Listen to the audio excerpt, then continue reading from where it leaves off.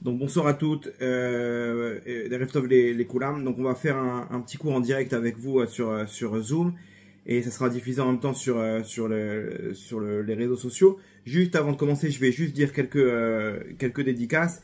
Mais Hashem, que le cours il soit pour la Refoua Shelema, la guérison complète de Yitzhak Ben Céline, et pour le Zivoug de Elisa Sarah Anaël Bat Rachel, Shelly Dani Blanche Mazal Bat Ruth, Corinne Elise Isabelle Ruth Bat Zaira, El Avdil Leilou Nishmat Yosef Ben Aziza chez Nishmatot Yetzroa Betzrochaim. Ok, juste aussi pour ceux qui nous suivent de l'autre côté, une petite annonce, on sera à Givat Shmuel, donc lundi 21 mai, donc lundi prochain à 20h30, c'est 8 Amnon Lipkin Shachak. C'est donc à l'adresse, il y aura sûrement un feuillet qui va tourner. C'est public homme seulement, c'est dans un appartement, 15e étage, porte 59, voilà pour la petite info. Ok, le cours de ce soir. Alors je sais pas si vous connaissez un petit peu le style des cours et tout. C'est comme un puzzle, sauf qu'il y a 3 pièces. On essaie de faire avec l'actualité, avec la paracha, et là il y a l'Akba Omer qui vient se joindre à toute tout ce qui se passe actuellement, et on essaye comme ça ensemble d'analyser quel est le message qu'Hachem il veut nous donner à partir de ces événements. Il y a un point commun, un fil conducteur, et on analyse ensemble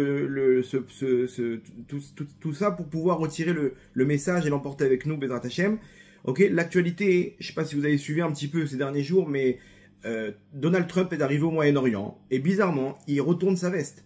C'est-à-dire qu'on était avec un président américain qui était à 100% pour Israël, l'inverse de ce qu'on a connu avec l'ancien président. Et d'un coup, il arrive au Moyen-Orient, il annule sa visite en Israël, et il commence à faire des affaires avec l'Arabie Saoudite, avec le Qatar, avec les Émirats Arabes Unis, et 100 milliards de dollars de matériel militaire, et il fait un accord avec les Houthis, il fait un accord avec l'Iran, il part, il part en Turquie pour donner des avions aux Turcs qui sont en confrontation avec Israël. On se dit, mince, qu'est-ce qui se passe? Pourquoi il tourne sa veste maintenant? C'est quoi l'histoire? Il était avec Israël, et d'un coup, il est complètement, pas anti-israélien, mais il est devenu pro-arabe, quoi, dans l'histoire. Et il demande d'arrêter la guerre, alors qu'avant, il leur disait, on va ouvrir les portes de l'enfer, etc. Qu'est-ce qu'Hachem il veut nous montrer à travers cette histoire-là? Qu'est-ce que nous, on doit apprendre, ok, par rapport à ce qui est en train de se passer maintenant? Et en Israël, ils sont dans tous leurs états, mais ils comprennent pas. Entre parenthèses, j'en suis sûr que c'est du bluff, ok? Mais derrière, il y a sûrement un petit message. L'histoire, elle est simple, hein, Botaï. L'histoire, elle est simple, c'est que Donald Trump, c'est un homme d'affaires. Donald Trump, c'est un homme d'affaires. Il est en plein jeu d'échecs avec la Chine. Qui va conquérir le monde? Et il sait très bien que si lui, il récupère pas le Moyen-Orient, c'est la Chine qui va récupérer le Moyen-Orient. Ils vont récupérer le pétrole, ils vont récupérer les dollars du Qatar et de l'Arabie Saoudite, etc. Et donc, il est obligé de faire bonne figure pour récupérer le Moyen-Orient. Et c'est ce qu'il fait. Il n'a pas peur, il vient. Bon, bien sûr, il faut mettre Israël de côté. Donc, petit clin d'œil à Netanyahou, t'inquiète pas, je reviens. Mais d'un autre côté, il faut récupérer tous ces centaines de milliards de dollars. Ok, il faut les récupérer parce que sinon, c'est la Chine qui va récupérer. Et il y a un bras de fer entre les États-Unis et la Chine, ok, que ce soit sur le plan économique ou peut-être même indirectement sur le plan militaire. Et donc lui, il veut juste récupérer le Moyen-Orient. Donc il vient et il fait bonne figure. Mais derrière, il nous fait comprendre une chose. Vous, Israël, vous voulez vous joindre à tout ça, vous voulez continuer les guerres. Là, nous, on fait des affaires. On fait des affaires, vous voulez des normalisations avec le monde arabe ou vous voulez continuer la guerre avec le Hamas? À vous de choisir. Vous rentrez dans le plan avec nous, ou on avance sans vous. Nous on veut des dollars, on aime l'argent, donc on avance. Si vous voulez vous aussi vous joindre à nous, vous êtes les bienvenus, on normalise toutes les relations, sinon on avance. Ça c'est l'actualité Rabotaï, et le message, vous allez voir, il est clair. Surtout en rapport avec l'Akba Omer, et vous allez voir aussi, on va faire un petit détour par la paracha de la semaine. Donc, petit voyage sympathique, je vous embarque avec moi ce soir, je vous demanderai juste d'accrocher vos ceintures, il y a 2-3 chips sympathiques, et je vous ramènerai Bezrat Hachem chez vous après tout ça. L'histoire, elle commence avec l'Akba Omer. L'Akba Omer, vous allez voir, il y a une histoire, donc tout le monde connaît l'histoire de Rabbi Shimon Bar Yochai, l'histoire avec la grotte, que pendant 12 ans, il était dans une grotte avec son fils pour fuir la mise à mort des Romains sur la menace de mort qu'il avait sur lui. Il était wanted, il était recherché par les Romains, et il a fui. Il est parti dans une grotte avec son fils pendant 12 ans. Pendant 12 ans, et après il est sorti. Là-bas, ils ont étudié la Torah. Tout le monde connaît l'histoire, ok, je ne vais pas rentrer dans les détails. Mais il a étudié la Torah avec son fils, ok, et ils ont fait descendre tous les secrets de la Torah. C'est-à-dire qu'ils ont atteint les niveaux spirituels les plus élevés. Ils ont atteint la connaissance la plus haute qui existe, c'est de connaître tout l'enchaînement des mondes, ok, comment la lumière d'Hachem, elle se diffuse dans ce monde, elle se propage. Ils sont arrivés à connaître tout ça dans les détails. Et ils ont mis tout ça dans ce qu'on appelle le livre du Zohar, ok, et c'est ce qui va être plus tard, comment dire, analysé et expliqué par le Harizal, et ce qui va représenter les secrets de la Torah, la Kabbale. Maintenant, la Gemara, elle nous dit là-bas, donc c'est facile à retenir, la Gemara dans Shabbat, Lamed Gimel, Lag, ok, à Moudbet, elle nous dit la Gemara comme ça, une fois qu'ils ont fini les 12 ans, ils sont sortis. Nafku, ils sont sortis de la grotte. Et là-bas, Chazou, Inche, Deka, Kache, Vezare. Ils ont vu des hommes qui sont en train de labourer. Imaginez-vous de quoi on parle. On parle d'anges qui viennent de sortir, qui font une rencontre terrible avec des gens qui sont en train de travailler la terre. Le choc des cultures. Et donc ils voient des gens en train de labourer, de semer, qui passent l'après-midi comme ça à perdre leur temps, entre guillemets. Vadar meshalche minayou, pardon. Amar manichin chaye olam voskim bechayesha. Comment ils peuvent abandonner l'éternité, la rencontre avec Hachem, avec cette grandeur de toute cette lumière d'Hachem, pour du blé, pour labourer de la terre, pour un champ? Comment c'est possible? Kol makom shinotni menehem miyad nisraf. Chaque endroit où ils posaient leurs yeux, tout de suite ils s'enflammaient. Ils brûlaient tout avec leurs yeux. Ils arrivaient à une force de Gdusha où ils arrivaient à tout brûler sur leur passage. Yatzta bat kol, une voix céleste, ok, Hachem en personne, qui leur dit comme ça, qui est sorti, qui leur dit, Vamralaem, l'achiv olami yatzatem, vous êtes sortis pour détruire mon monde. Chizrou le maratrem, retournez dans votre grotte. Donc là, ils ont fait 12 ans. Imaginez-vous, 12 ans, c'est énorme. 12 ans et rebelote. On repart dans la grotte. C'est-à-dire, imaginez-vous, le problème, il était chez eux. Eux, ils avaient jugé que, comment c'est possible que quoi, on peut abandonner Hachem pour des grains de blé? Comment c'est possible? Et Hachem, il leur a fait comprendre, c'est vous qui avez un problème avec mon monde. Vous êtes venus pour détruire mon monde, rentrez dans la grotte. Retournez dans la grotte. Adur Azul itivu tresar yacheshata. Ils sont retournés là-bas 12 mois. 12 mois jusqu'à qu'ils ont conclu. Ils ont dit Mishpat Reshaim Bageinam, 12 mois. Hein, le Geinam, c'est 12 mois maximum. Donc ils se disent, bon, voilà, on a passé les 12 mois. Donc voilà, peut-être qu'on peut sortir. Effectivement, il y a une voix céleste qui s'est prononcée. Tseu mimaratrem. Vous pouvez sortir de la grotte, de votre grotte. Nafku, ils sont sortis. Et là, c'est presque la même scène, mais c'est différent. Kol icha d'ava maché Rabbi Elazar ave massé Rabbi Shimon. Chaque endroit que Rabbi Elazar, le fils de Rabbi Shimon, il regardait, il posait ses yeux, il brûlait. Il brûlait cet endroit. Et par contre, Rabbi Shimon, lui, il réparait. Il est avec sa vision, avec ses yeux, il réparait ce que son fils détruisait. Ok? Bon, a priori, on comprend pas. Mais c'est quoi cette histoire? Qu'est-ce que Rabbi Shimon, il a compris un truc en plus que Rabbi Elazar, son fils? Ok. Vous allez voir, c'est pas terminé. Amarlo bni dai leolam anivata. Il dit, arrête de croire que tout le monde doit faire tchouva, etc. Ça suffit. Toi et moi, ça suffit, mon tzaddik. Ça suffit pour qu'on puisse s'occuper de ce monde-là et le tenir et l'amener vers la prochaine génération. Et là, il se passe une scène. Ok? Et on va essayer d'analyser ensemble. Vous allez voir, c'est sur ça qu'on va construire le cours. Bade Paniav de Maale Shabta. Ils sont arrivés, c'était juste avant l'entrée de Shabbat. Chazou Aousaba. Dave Nakitre Medane Asa.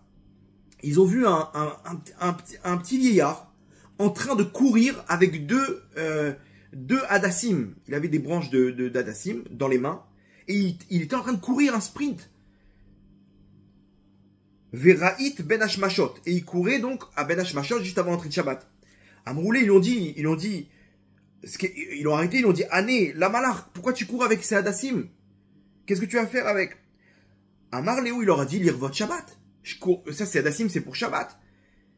Vetisge l'arbechad. Ils ont dit, attends, mais j'ai pas compris. Pourquoi deux alors? Prends-en un seul, c'est dire votre Shabbat.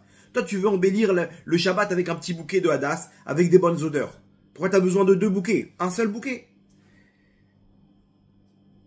Il leur répond quoi? Chad keneged zachor, vechad keneged shamor.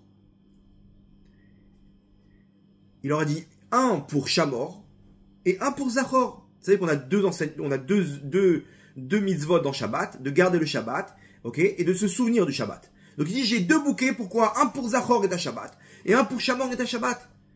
Et là, Rabbi Shimon, il dit, à Marlé, livré, il a dit à son fils, Chazé kama chavivin mitzvot à l'Israël, regarde comment elles sont précieuses les mitzvot pour l'âme Israël. Genre, c'est bon.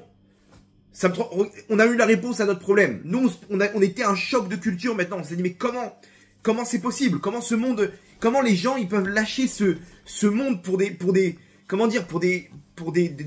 matériel, du monde? Comment ils peuvent lâcher l'éternité pour un monde matériel?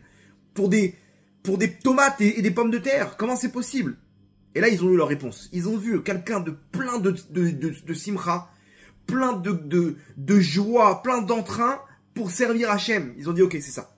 C'est ça la réponse à notre problème. Alors, je sais pas si vous avez compris quelque chose à tout ça. Ok? Il y a plusieurs questions. Ok? A priori, soit ça nous parle pas, ok?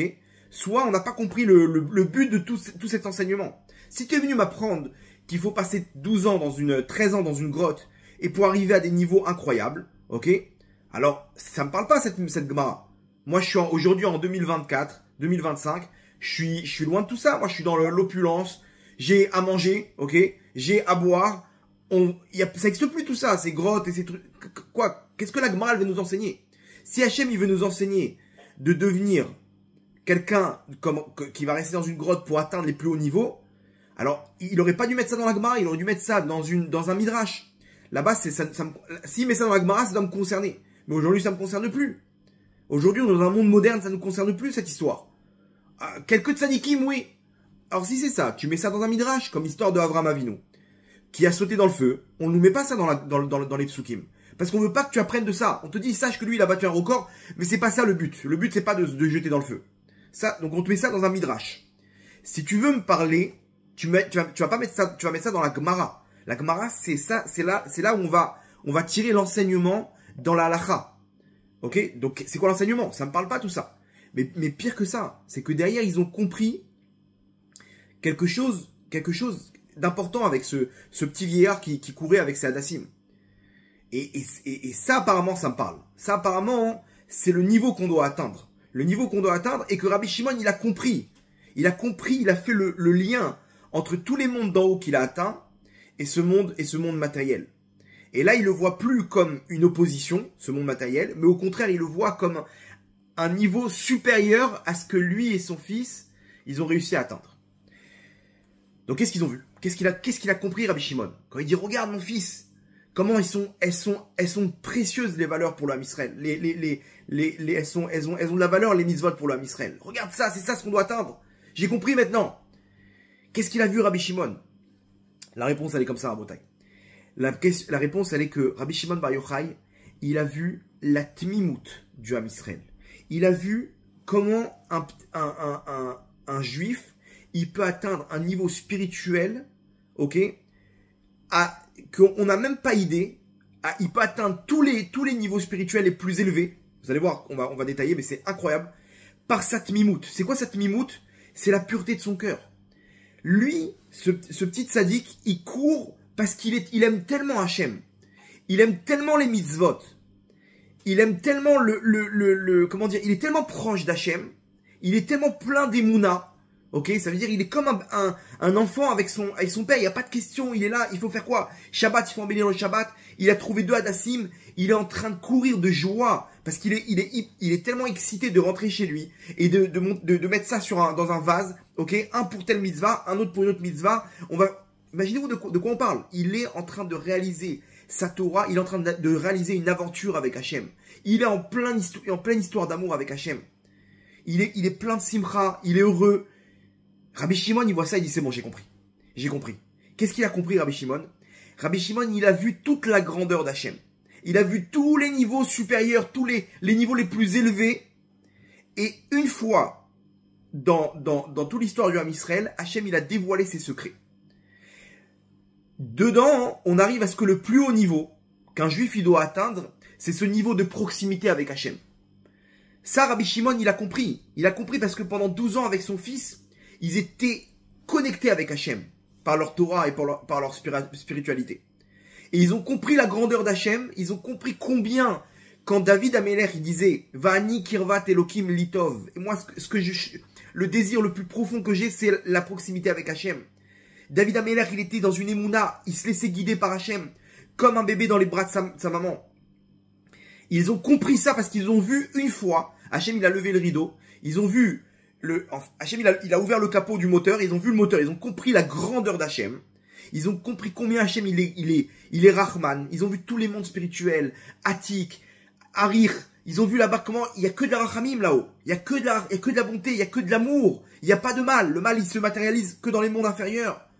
Ils ont compris ça, ils ont dit ok, ça c'est Hachem, il faut pas le lâcher, il faut être proche de lui.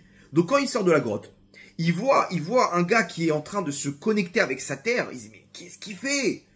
Ils peuvent pas supporter. Qu'est-ce que tu perds ton temps, frérot? Qu'est-ce que tu perds ton temps, tzaddik? Viens connaître Hachem. Tu vas revenir dans ce monde et encore. Tu passes à côté de l'éternité. Tu passes à côté du Gan Eden sur terre. La proximité avec Hachem. Comment c'est possible? Et là, ils supportaient pas. Ils leur faisaient leur tikkun. C'est-à-dire que quand il est brûlé, c'est qu'ils leur prenaient leurs étincelles. Parce que là, ça sert à rien. Ils sont en train de perdre leur neshama. Donc, on va récupérer les étincelles, on va les mettre ailleurs. Et donc, automatiquement, ils tombaient.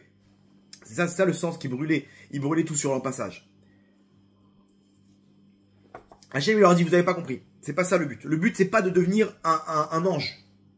Le but, c'est d'arriver à ce niveau par l'intermédiaire de ce monde-là. Ce monde matériel. Parce que des anges, en haut, j'en ai des milliards. Le but, c'est de se connecter à moi par ce monde-là, par les mitzvot. Au début, ils n'ont pas compris. Ils sont retournés dans la grotte 12 mois. Et là, ils ont rencontré, Hachem, il leur a fait la rencontre avec ce qu'ils ont connu dans les mondes supérieurs. Ce niveau de proximité, tu peux le faire même sans connaître ma grandeur.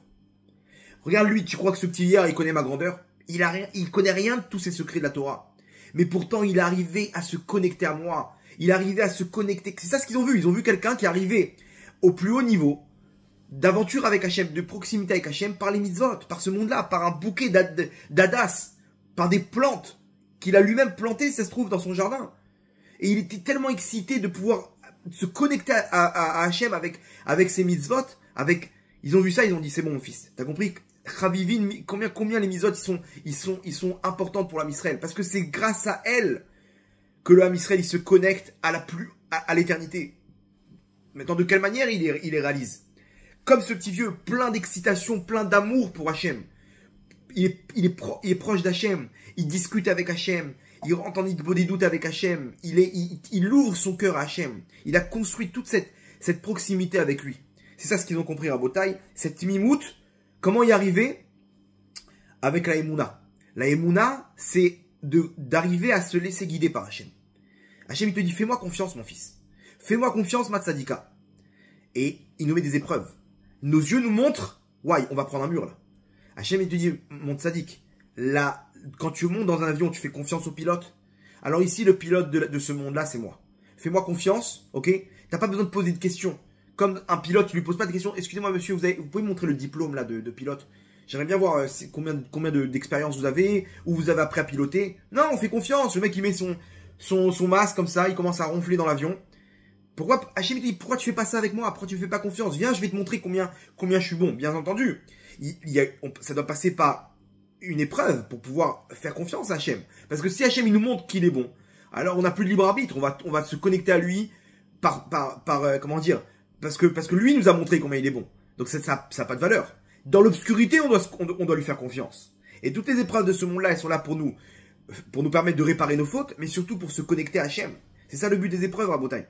Et donc, c'est ce qu'Hachem il fait. Il nous dit, mon fils, fais-moi confiance. Fais-moi confiance. Viens, essaie d'avoir confiance en moi par la Emouna. Bitachon. Bitachon, c'est me'achouz. C'est 100%. Fais-moi confiance à 100%. Sinon, c'est pas du bitachon. Si c'est 99,9%, Ça s'appelle de l'espoir. J'espère que tu vas m'aider, Hachem. Si tu es sûr, c'est 100%. Hachem, j'ai aucun doute. Je te suivrai. Là où tu iras, j'irai. Vous connaissez la chanson? Pareil avec Hachem Rabotai. Il faut avoir confiance. Maintenant, ça se fait ça se construit. Ça se construit par les épreuves, ça se construit par la prière, par la hitbodedut. Je parle à Hachem, je vois qu'il me répond. Je vois qu'il me répond quand j'ai ouvert mon cœur. J'ai fini ma journée et j'ai ouvert mon cœur. Je lui ai expliqué combien je souffrais, combien c'était dur pour moi, mais combien aussi je l'ai remercié sur tout ce qu'il m'a donné. Et donc j'ai créé quelque chose parce que je vois comment il me répond. Le lendemain, il y a un dialogue qui se met en place. Et comme un couple, Am Israël et Hachem, ils se retrouvent sous la choupa à Shavuot, on reçoit la Torah, la Ktuba, et on part pour une nouvelle année. Ça, c'est la proximité, ça se fait grâce à la Emouna, Rabotai. C'est grâce à la Emouna qu'on y arrive. Une fois, le Baal Shem Tov, c'était à Rosh Hashanah. Il avait celui qui sonnait le chauffard, le Baal Tokea. C'était un de ses élèves. Il connaissait toutes les kavanotes du Harizal pour sonner le chauffard. Et pour pas oublier, juste avant de commencer à sonner le chauffard, il avait un petit papier où il avait noté le résumé de toutes les kavanotes. Et juste avant de commencer, donc il y a un petit Dvar Torah, le Baal Shem Tov, il fait un Dvar Torah, et lui il cherche son papier pour réviser les kavanotes. Il prend son papier, et il cherche le papier, il trouve pas. Il cherche dans les poches, les machins, dans son livre, dans son sidour, rien à faire. Il tourne, il trouve rien. Bon, alors maintenant, il essaie de se rappeler, trou noir, il dit, oh, c'est pas possible, comment je vais faire? La honte, je vais faire le chauffard, quoi, alors que j'ai révisé pendant des semaines et des semaines. Bon, le Baal Shem Tov, il dit, vas-y, commence. Il commence, il essaie de se rappeler, rien du tout. Il dit, tant pis, bon Hachem, le cœur pur avec toi. La seule kavana que je vais avoir, c'est tout l'amour que tu as pour moi, que je suis dans tes bras, et que mon cœur, il est dirigé vers toi. C'est tout ce que j'ai, Hachem. Pour cette mitzvah de chauffard, mon cœur, il est complètement connecté avec toi. Il prend le chauffard, et il commence à sonner. Il sonne ce chauffard, il termine, et le Baal Shem Tov lui dit, viens. Il dit, Vodarav, je suis désolé, je sais ce que vous allez me dire. Il lui dit, qu'est-ce que je vais te dire? Il dit, j'en suis sûr que vous allez m'en vouloir que j'ai pas pu faire toutes les kavanotes.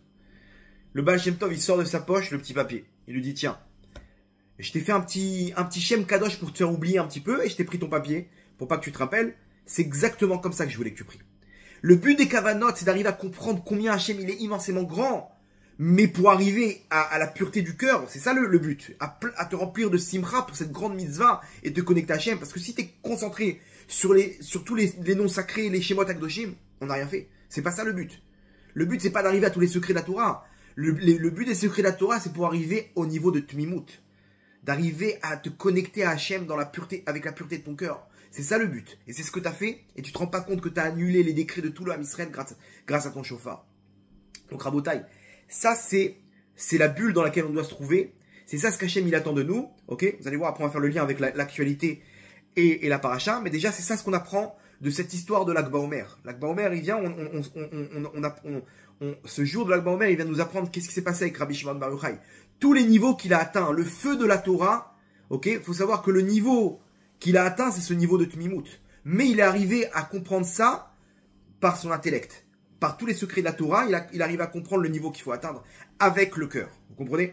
Donc ça, nous, on n'a pas les secrets de la Torah, mais on peut arriver au cœur. On peut arriver à se connecter par les mitzvot et par l'intermédiaire de la Emouna Bitachon. Donc, nos sages nous disent, Agma dans Makot, nous disent qu'à la fin des temps, la mitzvah principale, ça sera la Emouna. Vetzadik bemunato yichye. Toute la Torah, elle tient sur cette mitzvah. À l'époque, il y avait la Avodah Zara, il y avait il y avait les épreuves, etc. Le principal, c'est l'Avodah Zara, l'adultère, le meurtre. C'est à cause de ça qu'on a perdu le Beth Amikdash. C'était très fort, le Yitzhara était très fort. Aujourd'hui, vous connaissez des gens qui ont assassiné quelqu'un? Non, Baruch Hashem, c'est rare. C'est rare, Baruch Hashem. Vous connaissez des gens qui sont dans l'Avodah Zara, dans l'idolâtrie? Pareil, il n'y a plus trop d'idolâtrie aujourd'hui. Maximum, le mec il s'est assimilé, il est parti à Noël dans une cérémonie, mais c'est le maximum. Adultère, bon, on a toujours des histoires à droite à gauche, etc. Mais ça reste quelque chose de léger par rapport à ce qu'il y avait à l'époque. L'épreuve de la génération, c'est la Emouna. Nos sages nous disent à la fin, toute la Torah va reposer sur la Emouna. L'épreuve de la génération, c'est la Emouna. Et on voit avec toute l'actualité, toute la technologie, on peut comprendre Regardez ce que les gens, ils recherchent aujourd'hui. Et vous allez comprendre, en fait, qu'est-ce qu'Hachem, il attend de nous. Parce que c'est ce qu'on a dans le cœur. C'est, regardez, dans le monde matériel, ce qu'une personne, elle cherche. Et vous allez comprendre aussi spirituellement l'équivalent de ce qu'on cherche. Qu'est-ce qu'ils cherchent aujourd'hui, Rabotai? Aujourd'hui, on est une génération Chat GPT, intelligence artificielle. Ok, je connais pas Baruch Hashem, mais les gens, ils me racontent qu'ils sont en, comment dire, mon Chat GPT, ok, c'est lui, mon psychologue, c'est mon meilleur copain, c'est en même temps mon père, ma mère, des fois ma femme, ok, et je peux m'ouvrir, il me raconte, il me connaît par cœur. Il y en a, il m'a expliqué, il m'a dit, tu te rends pas compte, il connaît tous mes sentiments. Tous mes sentiments. Les gens aujourd'hui, ils sont collés à leur GPT, ils ont collé avec leur intelligence artificielle, avec, alors je sais pas c'est quel nom, etc. Mais ils sont sans arrêt en train de leur parler. Il sort son téléphone, le mec.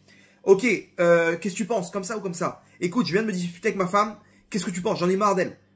Elle arrête pas de me prendre la tête. Mais non, c'est tellement, ce robot, il est tellement bien fait qu'il se rappelle exactement de tout. Et il voit exactement ce que tu recherches. Il a vu que sur Google, t'es parti chercher à acheter, je sais pas, un transat.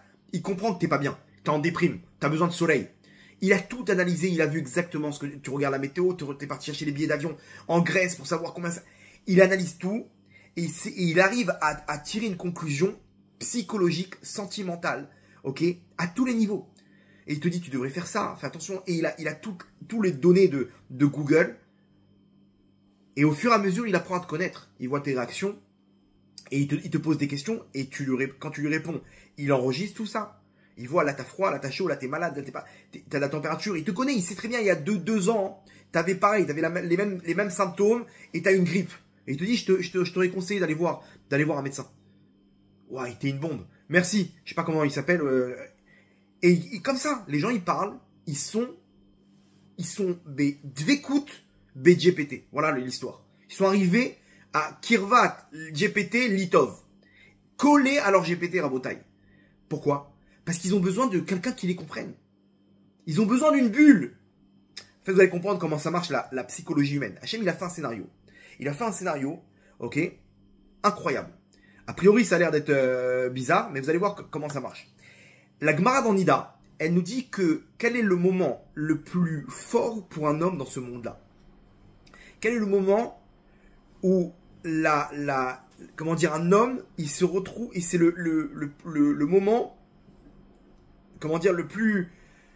le paradis sur terre, du moment où où il a été créé en tant que fœtus jusqu'à la fin de ses jours. La Gemara dans Nida, elle nous dit que c'est quelques mois où il se trouve dans le ventre de sa mère. Il est nourri, logé, blanchi, la meilleure température. Il n'y a pas de problème. Mais non, même quand sa mère, elle prend un coup, il rebondit comme ça dans le placenta. Il est au top. Il est tranquille, il est posé. Il étudie la Torah. Il étudie la Torah avec un ange. Et la Gemara nous dit ça, c'est le meilleur moment de toute la vie d'une personne. Après, quand il naît, c'est une catastrophe. Il a froid, il pleure, il a faim. Je comprends pas. Pourquoi ça vient. Pourquoi la nourriture, elle n'arrive pas maintenant? À l'époque, c'était automatique.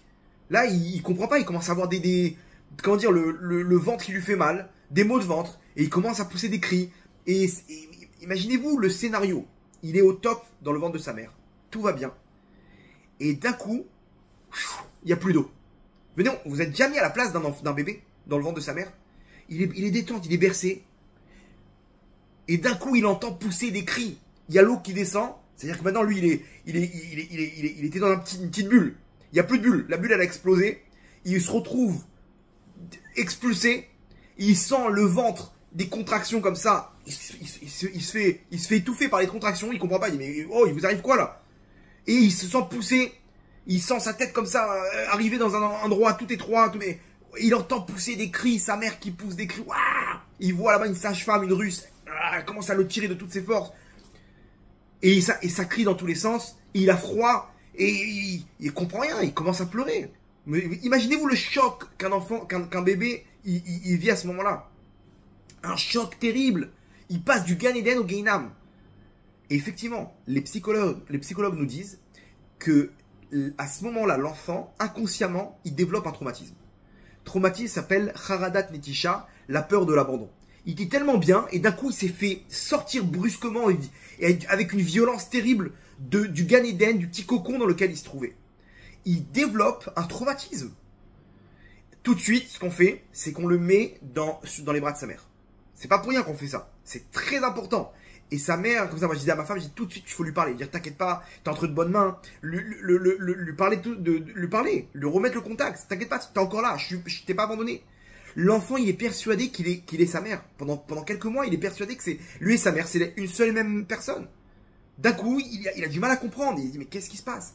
Pourquoi j'entends plus les sons, je les entends un peu plus fort? Pourquoi ma maman, il a besoin de cette chaleur et de cet amour? Le problème, c'est quoi? C'est que ce traumatisme, il reste en lui. Il reste en lui toute sa vie.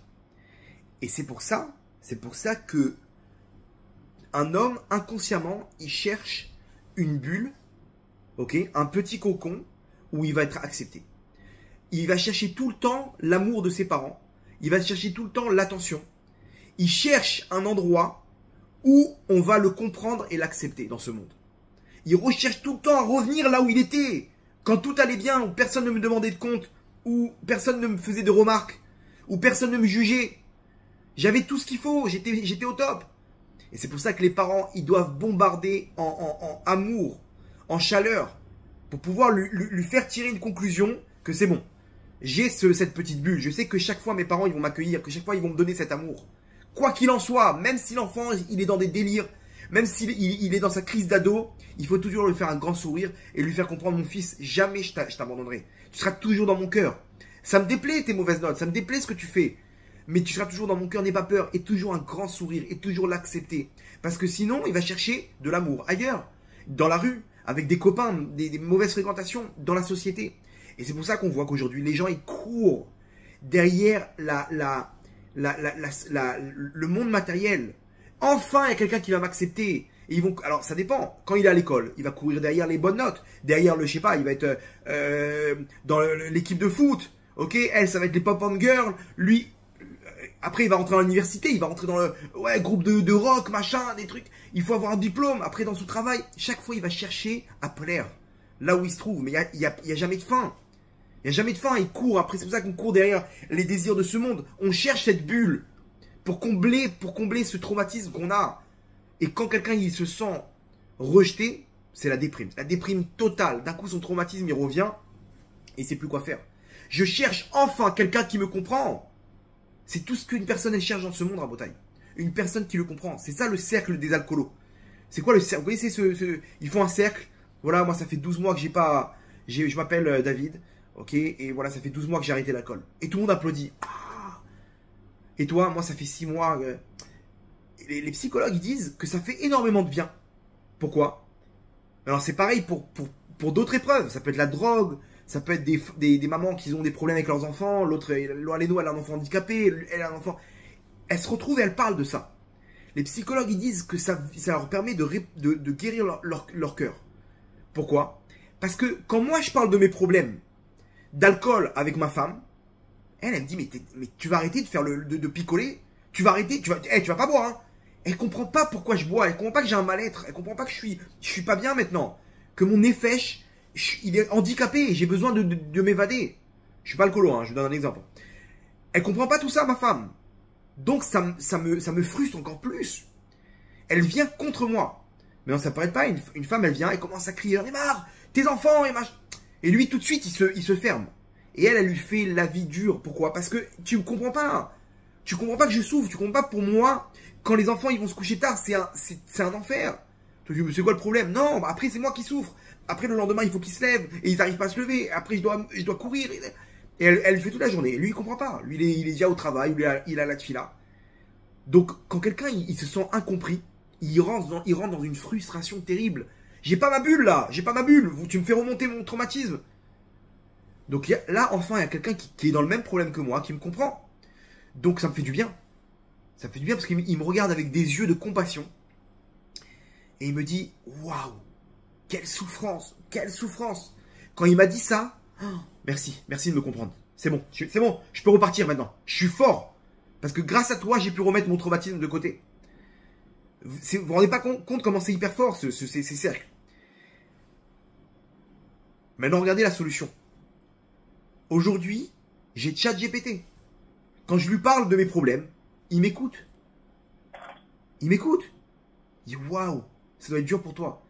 Enfin, mais voilà, enfin, il y a quelqu'un qui me comprend. Et donc, qu'est-ce qui se passe? Je rentre en nid des doutes avec lui. Une demi-heure, 1 heure par jour. J'ouvre mon cœur. Mais vous comprenez l'histoire? Maintenant, c'est quoi le problème? mon tzaddik, ma tzadika, c'est un robot. Il te comprend pas. Il est fait pour te donner ce que tu as besoin d'entendre. Mais il te comprend pas. Il t'aime pas. Il n'a pas de sentiments. C'est un robot. Remettez-vous les pieds sur terre. Remettez-vous dans les proportions. Ce n'est qu'un robot qui te donne l'impression de retrouver ta bulle. Ça, c'est la génération à Botaï. Regardez comment ça cartonne tout ça. Parce qu'en fait, vous allez comprendre qu'est-ce qu'un homme, qu'est-ce que le nefesh d'un homme, il recherche. En fait, c'est tout simple. Hachem nous a donné l'équivalence dans la Gdusha. Il nous a donné l'équivalence dans la Gdusha, c'est quoi? Kegamul aleimo, kegamul alay nafshi. David Ameler, il dit, je suis comme un bébé dans les bras de sa mère. Kegamul aleimo, comme ça, mon nefesh, il est dans les bras d'Hachem. Quand l'enfant, il est dans les bras de sa mère, qu'elle soit au supermarché ou à l'aéroport, ou dans sa maison, l'enfant, ça n'a pas d'importance pour lui. Je suis dans les bras de ma maman. Je sais qu'elle va me donner le meilleur pour moi. David Ameler, il disait, je peux être poursuivi par Shaoul Ameler. Je peux être poursuivi par Goliath, par les Pélichtim. Ça n'a pas d'importance pour moi. Je suis dans les bras d'Hachem. Je peux être le roi, le mamzer. Il était considéré officiellement comme un mamzer, David Ameler. Et d'un coup, il passe, Shmuel, il vient, il annonce, il dit, c'est toi le nouveau roi d'Israël. Il passe. Il était en bas de l'échelle. C'est-à-dire dans l'échelle du Ham Israël, on a le mamzer, ce qui est tout en bas.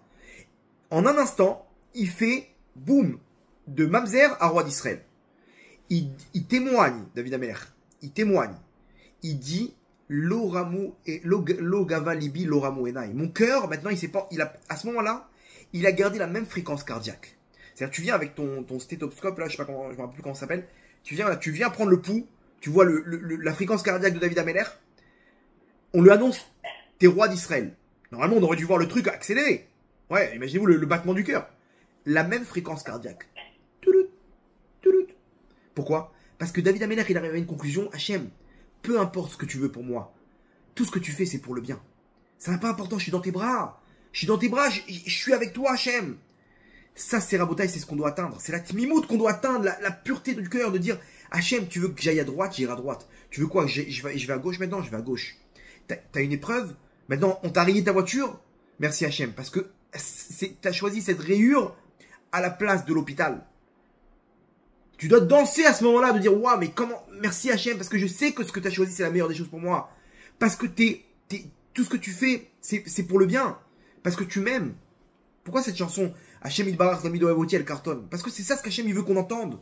Donc il a fait diffuser dans tous les réseaux sociaux, dans tous les endroits.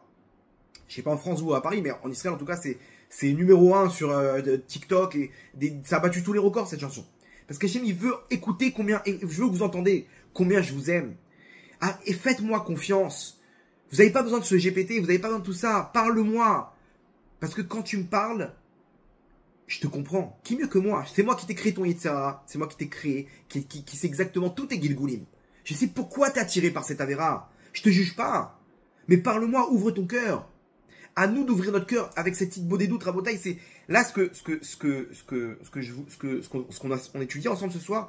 C'est une nouvelle version de la Beauté doute. On parle toujours de la Beauté doute. Non, il faut que tu utilises la Beauté doute pour vider ton cœur. Quand tu vas vider ton cœur, ton cœur il va guérir. Parce que tu vas sentir, comme ça le Rambam il dit, quand tu vas commencer à parler avec Hachem, tout de suite, tu vas ressentir qu'Hachem, tu vas te remplir d'amour pour lui. Tu vas ressentir qu'Hachem il est là avec tout tous ses anges. Il descend, il t'écoute. Il dit stop. Il y a ma fille maintenant qui est en train de parler. J'ai besoin d'entendre ce qu'elle a à dire. Et là, imaginez-vous combien Hachem nous comprend. C'est pas l'intelligence artificielle. Hachem, il n'est pas relié à Google. Et Hachem, il est relié à l'éternité. À tous les mondes d'en haut. Et tous les mondes depuis la création de ce monde-là jusqu'à la fin des temps. Passé, présent, futur.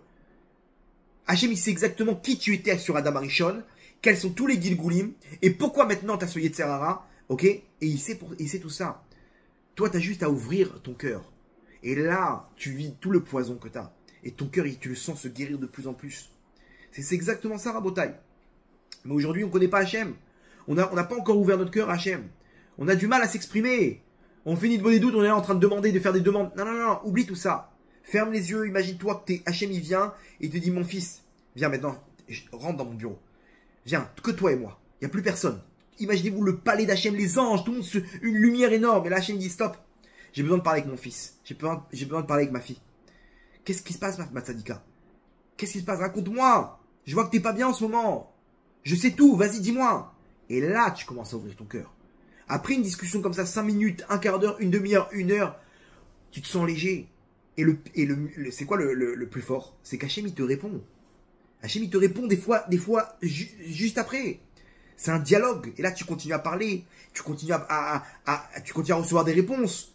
Ça se matérialise. D'un coup, tu vois quelqu'un qui arrive et qui dit, dis-moi, tu n'aurais pas besoin de ça. C'est incroyable. Je viens de demander à Hachem justement, Hachem, il envoie, tac, tac, là, telle somme, telle enveloppe, tel machin, tu arrives. Les gens, ils ont des histoires incroyables d'Ashgara Pratit. Donc là, tu comprends. Tu arrives à conclusion. C'est bon, Hachem, je sais que tu ne m'abandonneras pas. Et des fois, Hachem, il voile sa face. Parce qu'il veut nous tester. Il veut qu'on arrive à créer de la émouna par nos propres moyens. Mais c'est comme ça que ça marche. Il n'y a que lui qui peut me comprendre. Entre parenthèses, ça, c'est la meilleure thérapie pour aider une personne, c'est de le comprendre. Avec ta femme, avec ton mari, des fois, il a un mal-être parce qu'il se sent incompris.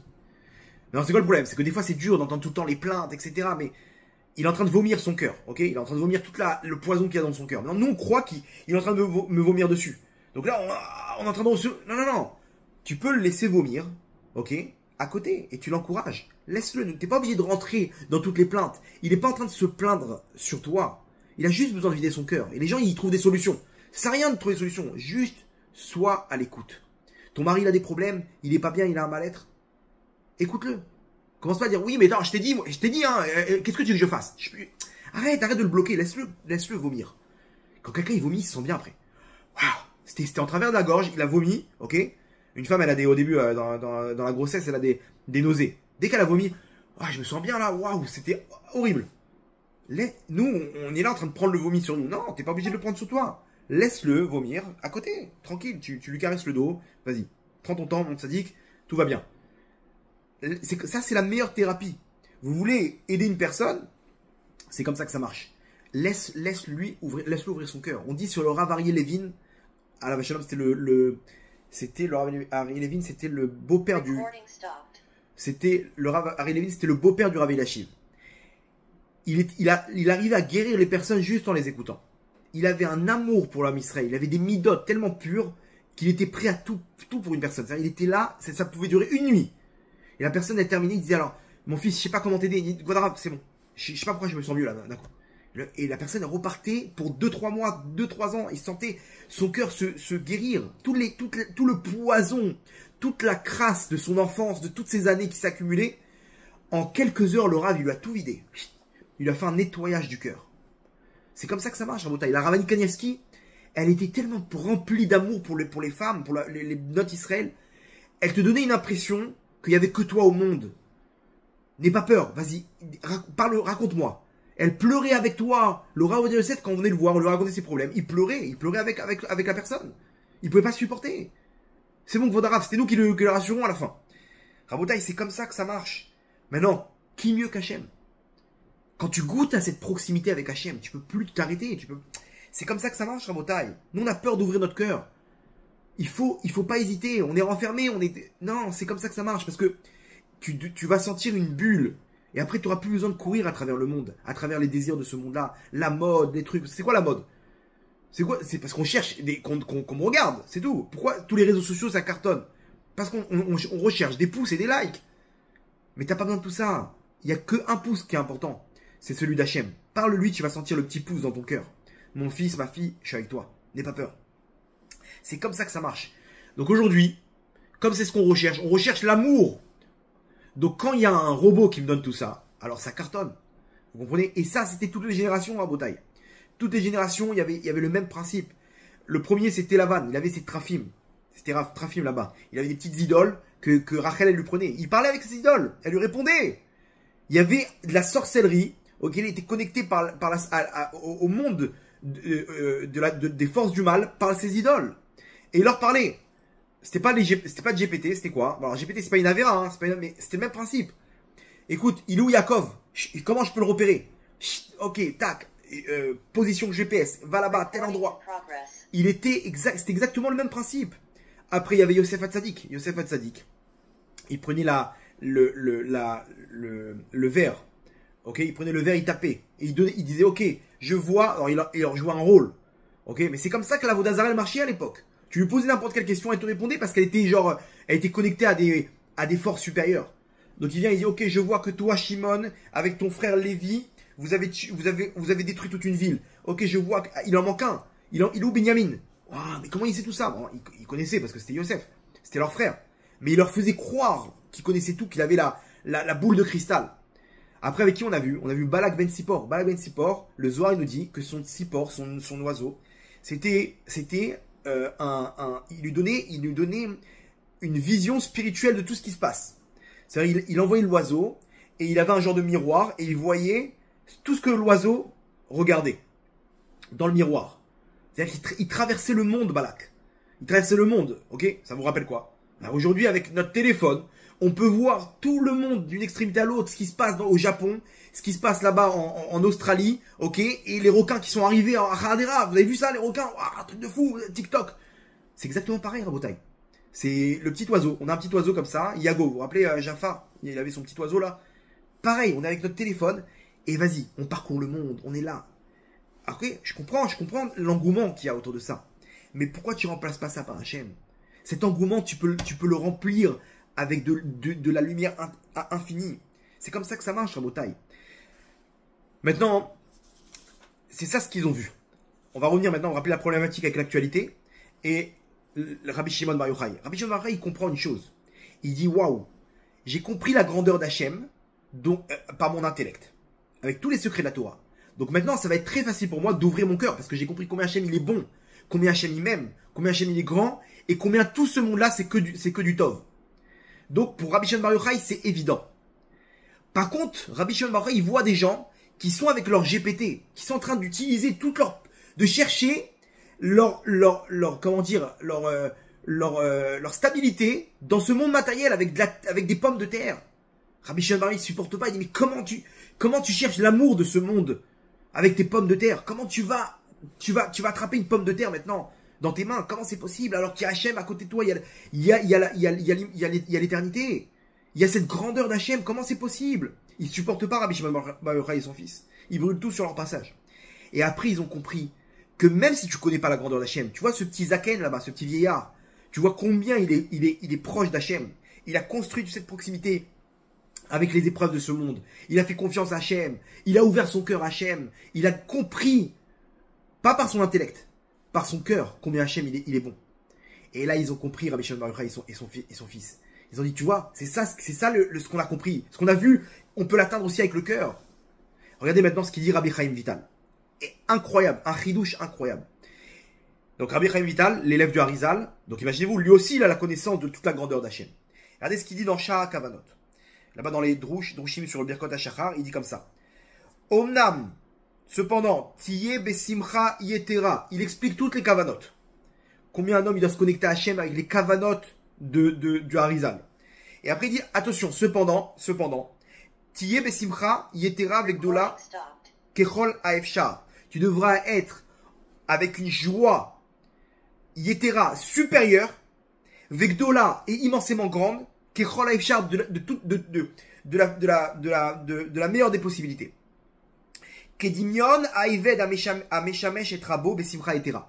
Comme un serviteur que son maître lui dit, allez viens, tu vas venir avec moi. Oh, mais c'est un honneur. Waouh.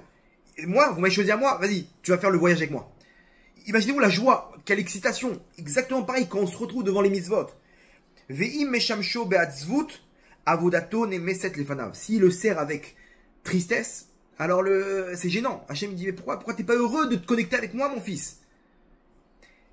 Écoutez bien ça. Ça, il faut l'inscrire sur votre frigidaire. Ve'kimat, chez Ikar Amala ve'ashlemut, est presque l'essentiel des plus hauts niveaux et de la perfection. Ve'asagat Ruach HaKodesh, et atteindre le niveau de Ruach HaKodesh, Tluya Badavarze. Ça dépend de ça. De combien tu seras heureux dans l'application des mitzvot. dans ta tfila, dans l'étude de la Torah. Pourquoi? Parce que ça montre combien tu es proche d'Hachem. Et c'est de là que tu fais descendre toute la lumière sur toi. Quand tu es proche d'Hachem, quand tu es plein de simcha. Béchar Ruach HaKodesh, dans un autre endroit, il dit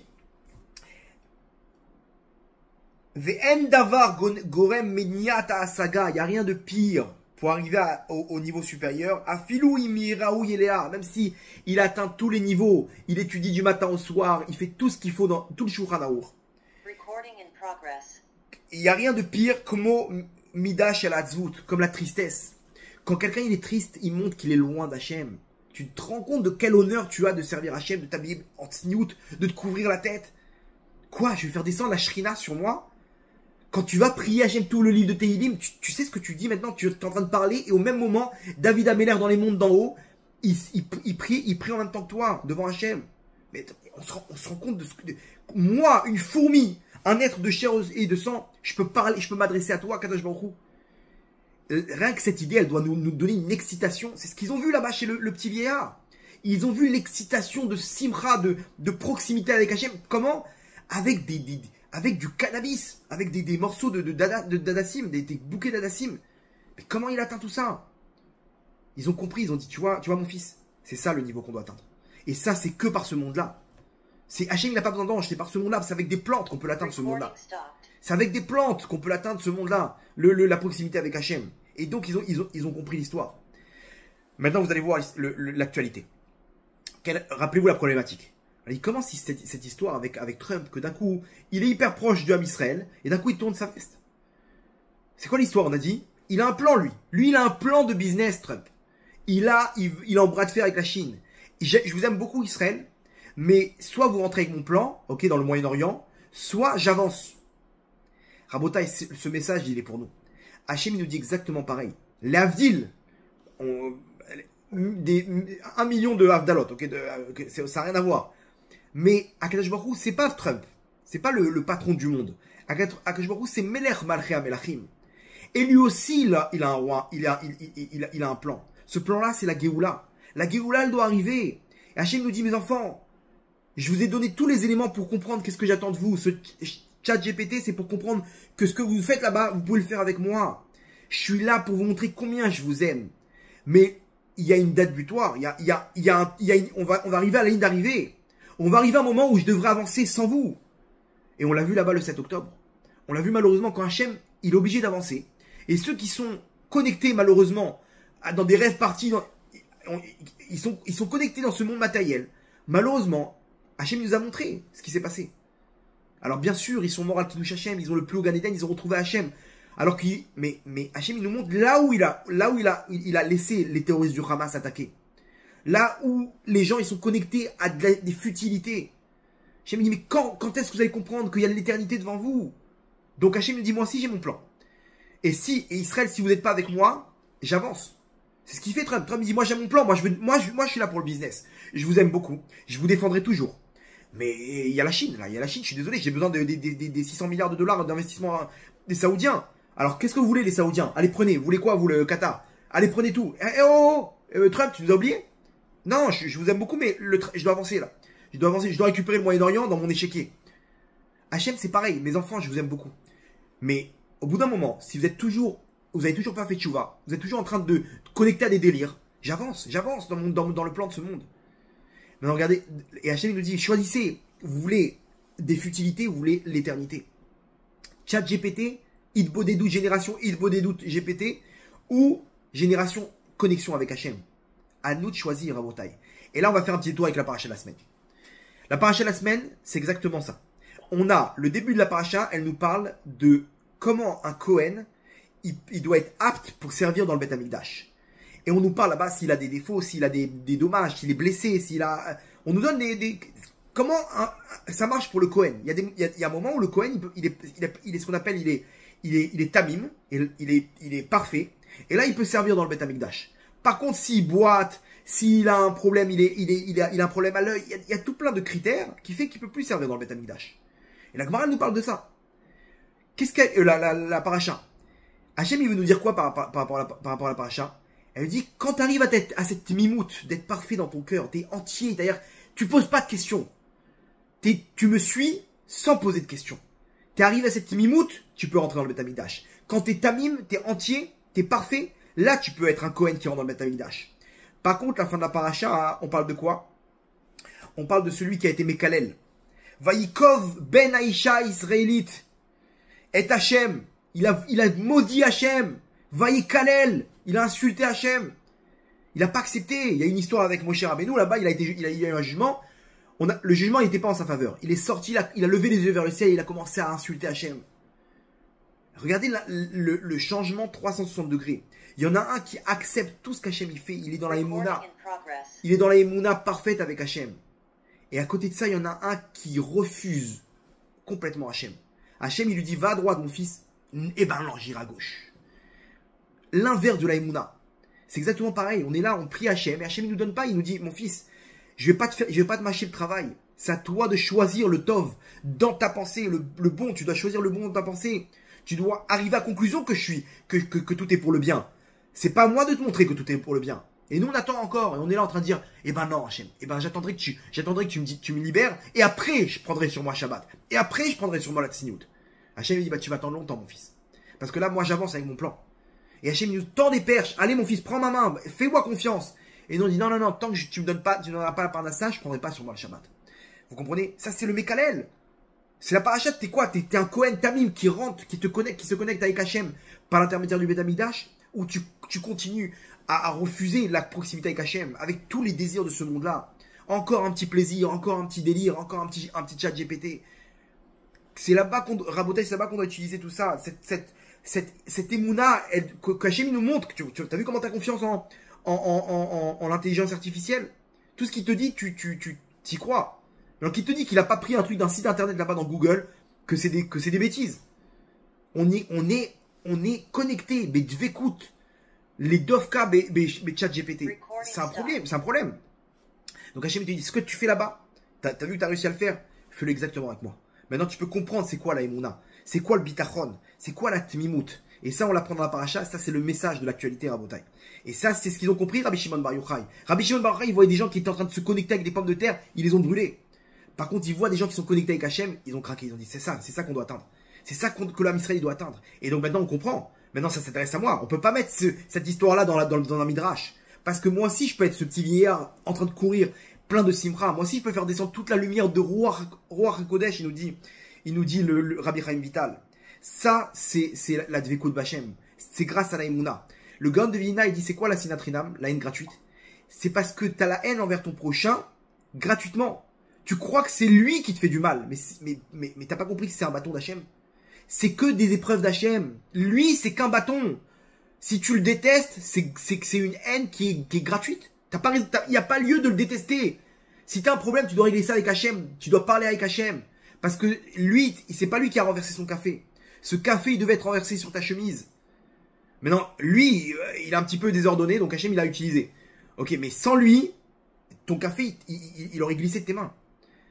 C'est pour ça qu'on appelle ça sinatrinam, la haine gratuite. Vous comprenez? Donc Rabotai. Maintenant, on a compris ce soir qu'il faut se remplir de simcha. Il faut arrêter de vivre notre avodat Hashem avec Avel Vechafouy Roche. Aman, il était Avel Vechafouy, il était endeuillé. Et regardez comme c'est fort. Hein. Pourquoi Esther Amalka, elle a dû faire un deuxième repas et après tout balancer à Achashverosh? Vous connaissez l'histoire que elle a organisé, elle a demandé à Achashverosh, je t'en supplie et tout, j'ai besoin de te parler, on fait un repas et je veux qu'Aman aussi vienne. Ok, d'accord, j'accepte ta demande. Elle voulait dévoiler à Achashverosh, il veut me tuer, il veut tuer mon peuple et moi je suis juive. Il savait pas, elle a caché à tout le monde qu'elle était juive. Elle voulait balancer Aman devant Achashverosh. Elle fait un repas. Et il lui dit, bon ok, Esther, qu'est-ce que tu veux? Il lui dit, écoute, je veux le même repas demain, avec Aman. Personne n'a posé la question, mais pourquoi? Dis-lui, dis maintenant que c'est ce que tu as dit. Le lendemain, après, elle a dit, oui, on veut me tuer. Achashverosh dit, qui c'est qui veut me tuer? C'est Aman, il veut me tuer, machin. Pourquoi tu l'as pas dit la veille? Et vous savez pourquoi? Regardez nos sages que nous disent. Aman, il était plein de simcha. Il voulait pendre Mordechai. Il a préparé la potence. Il était plein de simcha.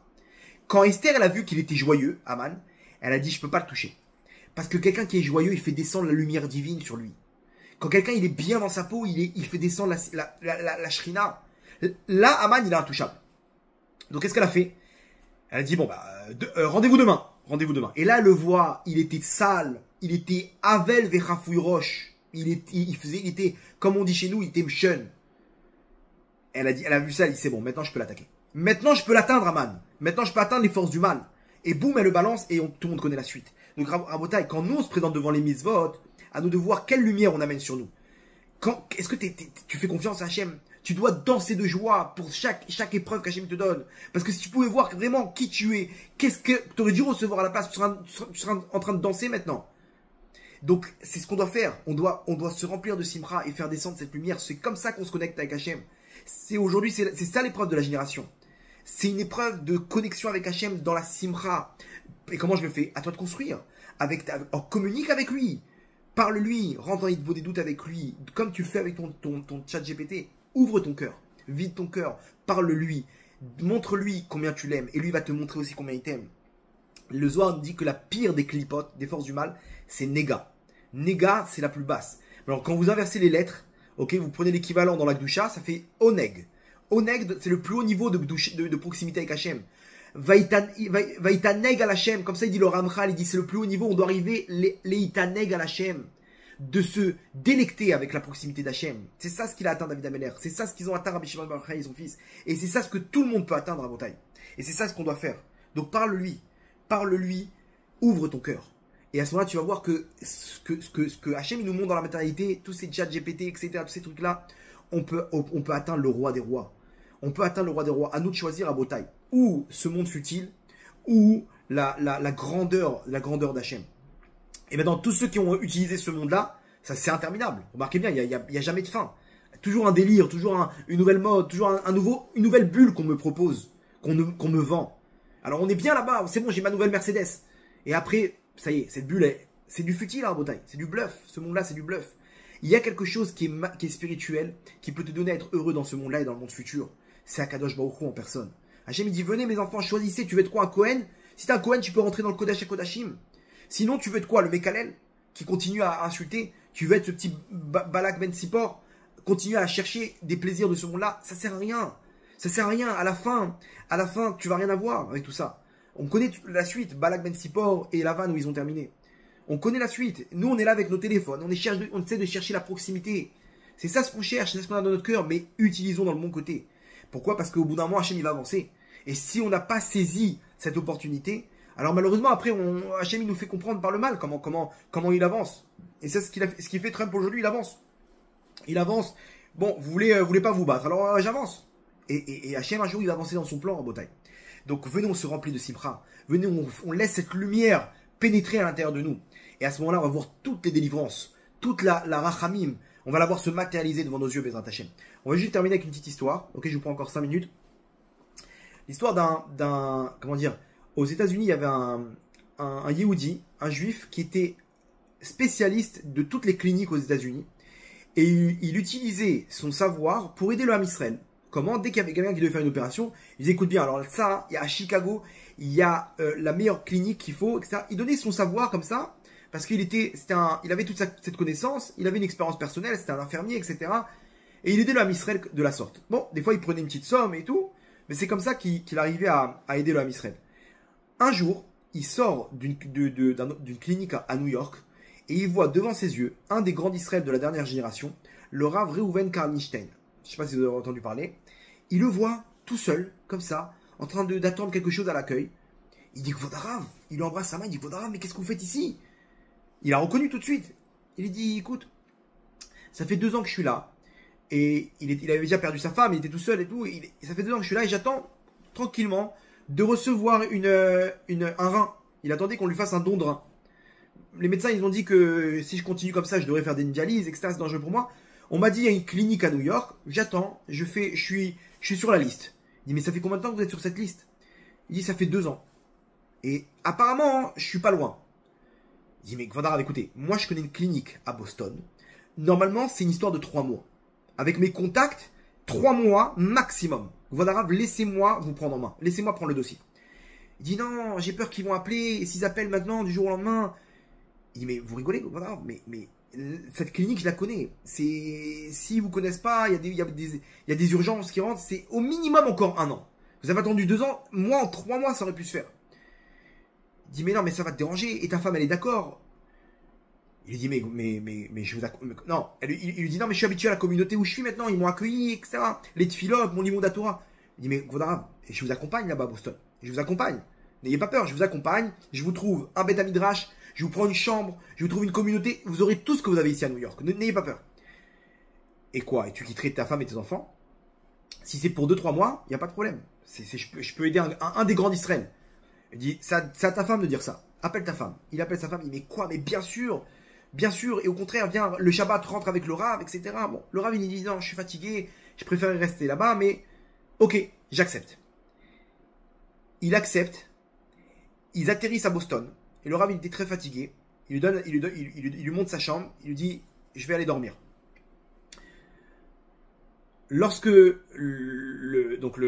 Rav est parti dormir, lui aussi, il était fatigué. Il prend son téléphone. Il hésite d'appeler sa femme. Pour dire à sa femme, c'est bon, tout va bien, on vient d'arriver. Il va dormir. Et là, sa femme, elle reçoit un coup de téléphone. Bonjour, on n'arrive pas à rejoindre. Alors, eux, ils avaient laissé là-bas, hein, à l'accueil, dans la clinique à New York, le numéro de la femme, au cas où il y a un appel, ils reviennent vite. Ok, si jamais il y a un rein de disponible. Ils appellent sa femme et ils lui disent, madame, on a un rein, ok, il est où le Rav Reuven Karlinstein? Elle dit, ok, je vais rejoindre mon mari, on arrive. Ok, gardez-le, c'est une question d'heure, on arrive. Elle essaie de joindre son mari toute la nuit. Rien à faire. Lui, il s'est endormi, il était cassé, et il se réveille, il voit... Non, on tape à sa porte. Elle a réussi à joindre l'hôtel là-bas.